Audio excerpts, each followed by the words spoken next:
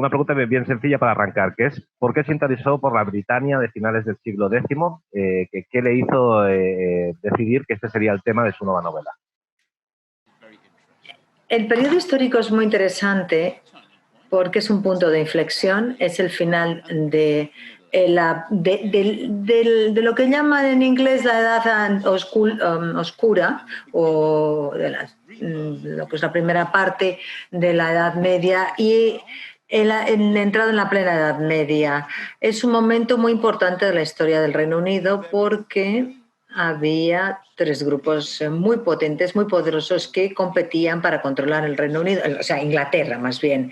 Los anglosajones, que eran los que vivían ahí, los vikingos, que llegaban y atacaban Inglaterra y lo habían hecho durante cientos de años, y los normandos, que estaban al otro lado del canal, en el norte de Francia, y que eran una civilización más sofisticada que la anglosajona.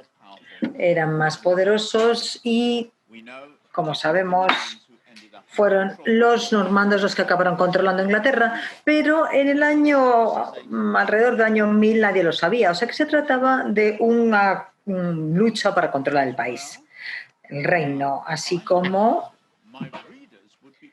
además, yo creía que a mis lectores les interesaría una historia que se desarrollara en Kingsbridge antes de que Kingsbridge fuera la gran ciudad que era. Ya han leído o habían leído 3 novelas que se desarrollaban en parte o totalmente en Kingsbridge. Los Pilares de la Tierra, Un mundo sin fin y Una columna de fuego. Y me pareció interesante ambientar la historia en Kingsbridge cuando era un pueblecito, una aldea, y ver cómo empezó a crecer para convertirse en una importante ciudad.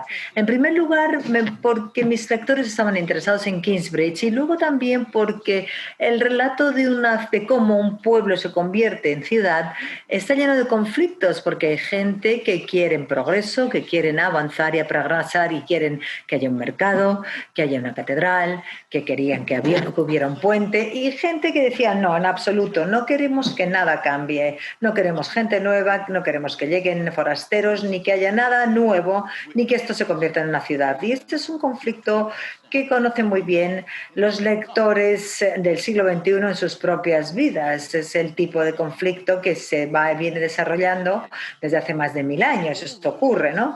O sea que por todas esas razones me gustaba la idea de que la historia se desarrollase justo en ese punto de cambio entre el 10 y los siglos X y XI. O sea, que pese a todo, también él era consciente de que al elegir esta época, elegía una época en la que hay muy poca documentación, prácticamente solo hay un poco de arquitectura y poco más. Quería preguntarle por el proceso de documentación, ¿cómo se ha documentado y cuánto hay de ficción y realidad, aparte de lo obvio, en la novela que estamos leyendo? Pues sí, efectivamente, hay muy poca documentación. Los anglosajones construían sus casas en madera y paja, y todos esas casas se han ido pudriendo y deshaciendo y desapareciendo a lo largo de los años y los siglos. Sin embargo, hay historiadores que han sido capaces de encontrar dónde estaban esas casas, por ejemplo, de ver dónde estaban los cimientos a través del cambio del color del barro, de la tierra, en fin, cosas de estas que hacen los historiadores. O sea que a través de eso sabemos del tipo de casas en las que vivían. Los anglosajones ni escribían mucho, ni construían en piedra, pero sí que hicieron un tapiz, el tapiz de Beotord, donde hay una gran cantidad de información sobre la vida cotidiana. Se trata de una especie de tira de viñetas que tiene 58 metros de largo y relata la historia de la conquista de Inglaterra por los normandos, pero además, por casualidad, nos muestra cómo vivían. Hay imágenes de la gente comiendo, talando árboles, paseando sus perros, con las aves que utilizaban, por supuesto, gente yendo a caballo, había muchas escenas y hay muchas escenas de batallas. Y este tapiz está en un museo en Bayer, en Normandía, y hay una copia de él en un museo inglés en la ciudad de Reading. Y cuando yo estaba escribiendo, cuando yo escribía el libro, yo tenía mi propia copia del tapiz, que es esta que voy a enseñar, que estuvo encima de mi mesa de trabajo durante 3 años. Esto es parte de la copia, porque es un tapiz muy, muy largo, como he dicho antes. Y vemos aquí cómo es. Y como digo, el original tiene 58 metros de largo. Se trata, pues, del tipo de detalles que necesita un novelista para su relato. Y además, esta ha sido una de las fuentes que más me ha inspirado en toda la documentación que he llevado a cabo para el libro. Respecto a los normandos y a los vikingos, que son como los anglosajones, ya sabemos que son los protagonistas, por así decirlo, pero sobre los vikingos actualmente, digamos, hay una imagen muy diferente a la que él da, a la que tú das en tu novela. Y respecto a los normandos también he leído que hay historiadores que dicen que no acaba de ser cierto, que estaban más evolucionados que los anglosajones. No sé, supongo que este comentario lo has oído en más sitios. ¿Estás de acuerdo? ¿Por qué crees que se dice esto? Y luego también sobre la visión de los vikingos que se está dando ahora, si le gusta o no le gusta. Bueno, la gente piensa que los vikingos eran atractivos y sexys, pero no, eso es lo que piensan hoy. Eran asesinos, ladrones y esclavistas. Eran los que dirigían en el siglo XI la trata de esclavos. Tendrían 3 mercados grandes de esclavos: el Bristol en Inglaterra, Dublín en Irlanda y Rouen en Francia. Eran como la mafia, eran los mafiosos de la época, eran gente reprensible. O sea que no creo que para nada fueran una gente atractiva o sexy, como dice, en absoluto. Sin embargo, los normandos sí que eran una civilización o una cultura más avanzada. Construían castillos. Antes de que llegaran los normandos a Inglaterra no había castillos. Los anglosajones no sabían cómo construir castillos, y los normandos sí.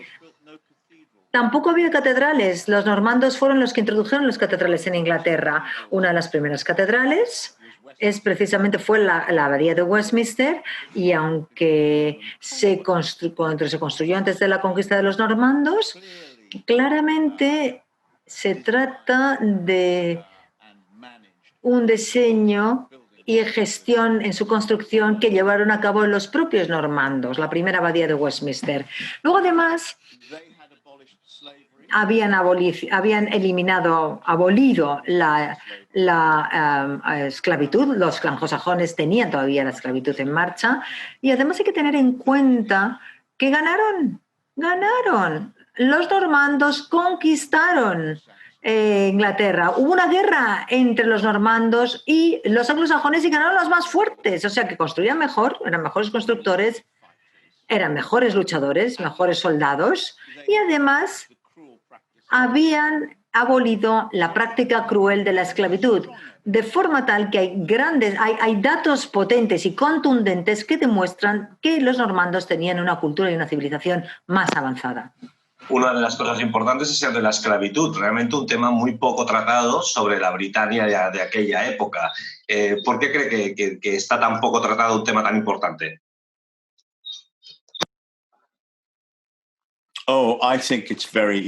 Bueno, yo creo que es muy fácil averiguarlo, encontrar la pregunta a esto. La gente le da vergüenza. A los ingleses no les gusta pensar que tenían una sociedad basada en la esclavitud hace 1000 años. La esclavitud es inhumana, es una práctica muy cruel. Cuando hablamos de la historia de nuestro propio país, a veces, pues no sé, las cosas malas las pasamos un poquito por alto. Todos los países tienen cosas de las que avergonzarse en su historia y cosas de las que enorgullecerse. Y el Reino Unido no deja de ser un país como los demás. Hemos hecho grandes cosas en la historia y hemos hecho cosas muy malvadas en la historia. Y lo mismo se puede decir de cualquier otro país en el mundo. Y evidentemente la historia de los historiadores anglosajones pues no tratan de este tema de la esclavitud. Esto está muy claro.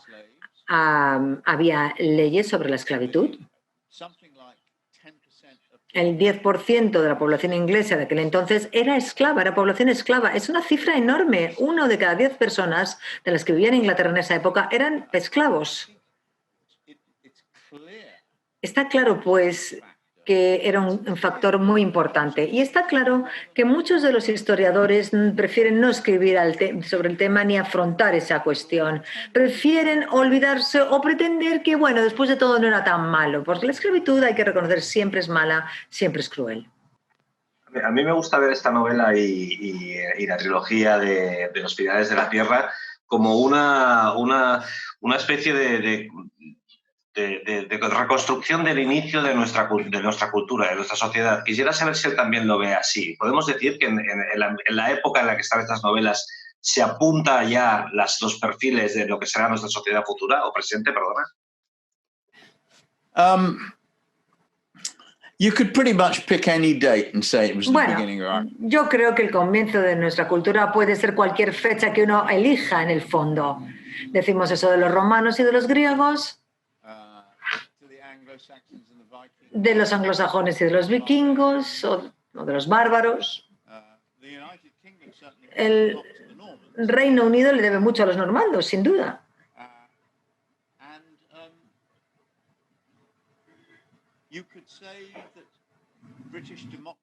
Podría decirse que la democracia británica empezó en 1832, otros dicen que en el siglo XVI, otros dicen con la Carta Magna. Es decir, es un juego divertido. Lo que yo creo es que mi periodo es digamos, un periodo que demuestra el renacimiento de la civilización europea. La gran civilización de los romanos y de los griegos quedó perdida después del hundimiento del Imperio Romano.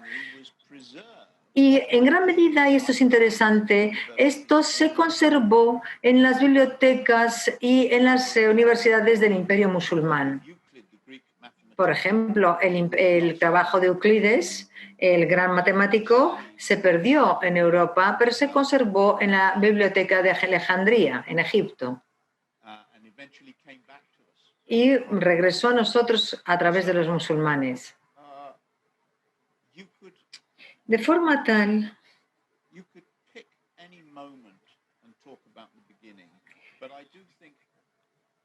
que se podría elegir cualquier momento y hablar de para decir algo así. O sea que supongo que el año 1000 es cuando la civilización europea se regeneró, renació. Evidentemente fue un proceso muy lento, pero si pensamos en la historia desde el año 1000 hasta la actualidad, estamos hablando de un viaje cuesta arriba, es casi todo progreso. Progreso económico, tecnológico, social. Poco a poco, muy poco a poco, las cosas fueron mejorando. Se inventó la imprenta, se inventó el teatro, se abolió la esclavitud. La mayor parte de los países es incluso ahora es ilegal torturar animales. Teníamos muchos juegos antes de animales donde se les torturaba. Por ejemplo, en las obras de Shakespeare. La mayor parte de estos juegos o estos deportes con animales son ilegales. Y esto es el progreso, ¿no? Me llama la atención que en los dos personajes, o sea, el personaje más famoso de él, de Los Pilares de la Tierra, el protagonista, y el protagonista principal de esta novela de ahora, de Las Tinieblas y el Alba, los dos son como personas muy prácticas. Uno construía catedrales, el de ahora construía barcos, y me gustaría saber, digamos, el porqué de este interés por la gente tan práctica y luego preguntarle a él, como escritor, que podríamos decir, entre comillas, que no es una profesión práctica, ¿cuál cree que es la labor del escritor en la sociedad contemporánea?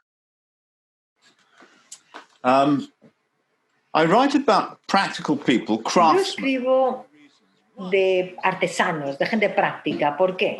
Pues porque a mí me gustan las novelas históricas y en estas novelas la gente crea el mundo en que vivimos. Y los artesanos construyen un país.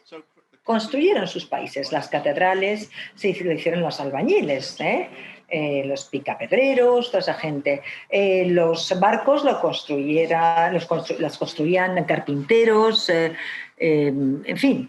Esto muestra el mundo en el que vivimos, cómo se ha llegado aquí, y esto es muy importante. Y en segundo lugar, admiro la artesanía, el trabajo artesano, manual, porque yo no soy capaz de hacer nada con mis manos. Soy absolutamente inútil. No sé ni siquiera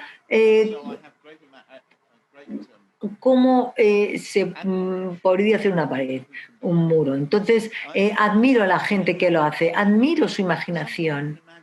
Alguien que es capaz de imaginar en su cabeza, de imaginarse mentalmente un edificio, 3 dimensiones, es sorprendente. ¿Cuál es el papel de un escritor en la vida actual, en la sociedad actual? Pues no es una única labor o papel el que tiene. El tipo de libro que yo escribo ayuda a la gente a imaginar las vidas de gentes que no son como ellos. Uno puede leer una novela como hombre sobre una novela que trata de una mujer y meterse en la mente de una mujer. O puede hacer lo mismo con respecto a gente que vive en otros países, gente que vive en América o en África. O uno puede leer una novela de gente que vive en otros periodos de la historia, en otras épocas de la historia. Eso nos hace tener que imaginarnos la vida de una forma distinta a la nuestra, aunque esté en el mismo lugar. Al principio esto nos divierte, nos parece interesante, divertido, fascinante, si el libro es bueno, claro. Y en segundo lugar, nos enseña, digamos que educa a nuestra imaginación a conectar con personas distintas, que no son como nosotros, que vivieron en otro tiempo. Y eso se puede transferir a lo que de la forma que nosotros podemos conectar con gentes de otros países. Esta capacidad de conectar con el otro es una capacidad humana maravillosa, esta capacidad para imaginarnos cómo pueden vivir otros en otras épocas, en otros lugares. Y esto hace que el mundo sea un lugar donde sea más fácil vivir. Quería preguntarle por la metodología de trabajo. O sea, yo he leído que él tarda 3 años, el primer año se documenta, el segundo año escribe y el tercer año corrige. Pero quería preguntarle también, o sea, ¿cómo se enfrenta uno a una novela que ya intuye que va a tener 1000 páginas? Me refiero al método de trabajo diario. O sea, ¿qué hace? ¿Se levanta por la mañana? ¿Se pone a escribir? Si nos puede explicar un poco, incluso con un poco de detalle, su metodología de trabajo.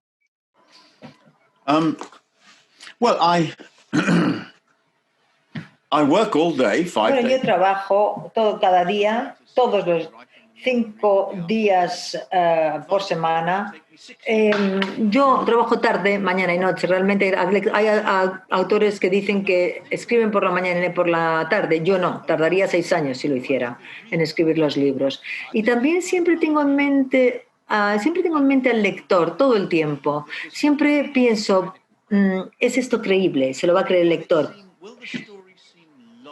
Parece lógica la historia, parece viable. ¿Es esto factible? ¿Acaso el lector podrá creer que hay gente así que ha sido capaz de hacer las cosas de esta forma? Y lo más importante, ¿va a querer el lector pasar de página para ver qué es lo que le pasa a los protagonistas? Esto es algo que yo hago todo el tiempo, todos los días, porque a fin de cuentas, el milagro de la literatura es que cuando leemos una novela que sabemos que es ficción, tenemos una reacción emocional. Si algo triste ocurre en la historia, brota una lágrima en nuestros ojos. Si alguien hostigan o tratan mal a alguien en la novela, pues nos enfadamos y decimos, esto no es justo, no hay derecho. Si el personaje o los personajes tienen miedo, nosotros también. Se trata de un milagro, porque sabemos que el relato no es de verdad. Es una novela, no ocurrió. no está basado en hechos reales. Y entonces, ¿por qué nos da miedo? ¿Por qué nos enfadamos? ¿Por qué nos alegramos? Pues no importa. Esto ocurre con la literatura. Ese es un milagro. Y eso es algo que yo tengo en mente todo el tiempo. Siempre pienso en que quiero que el lector entre dentro de la historia suficientemente para sentir todas estas emociones. Me están diciendo que ya son las 2, así que una última pregunta. Es una pregunta un poco extraña, pero quisiera saber qué se siente habiendo vendido 170 millones de ejemplares. O sea, ¿con qué actitud se enfrenta uno a la literatura? Me imagino que será con mucha tranquilidad, no lo sé. Quería preguntarle, ¿en qué medida afecta a un escritor saber que vende tanto? How do I feel when I realize that I've sold 176 million books? ¿Cómo me siento cuando me doy cuenta de todos los millones de ejemplares que he vendido? Pues bueno, me encanta. Siempre quise escribir historias que entretuvieran a millones de personas. Siempre quise escribir libros que entretuvieran a millones de personas. No, yo nunca he sido el tipo de lector que quería escribir para un grupo de lectores pequeño y muy sensible. No, siempre he querido ser un escritor popular, un escritor muy leído, un escritor que escribiera historias que a la gente le encantaran. Es decir, yo siempre he querido ser el escritor que escribe los libros que escribo.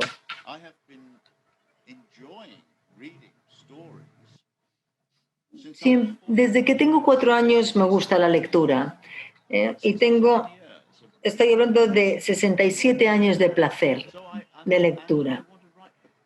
Y yo lo que he querido siempre es escribir el tipo de lectura de libros que a mí me gusta leer, con los que yo he disfrutado. O sea que cuando veo que he vendido 176 millones de libros, pienso, he logrado hacer lo que quería hacer. Nada, solo darle las gracias, espero que haya pasado un rato ameno y me quedan 100 páginas para acabar la novela. Prometo que aunque haya hecho la entrevista la acabaré porque me ha gustado mucho. Así que muchísimas gracias. I'm very glad. Thank you. A pleasure to talk to you. Thank you.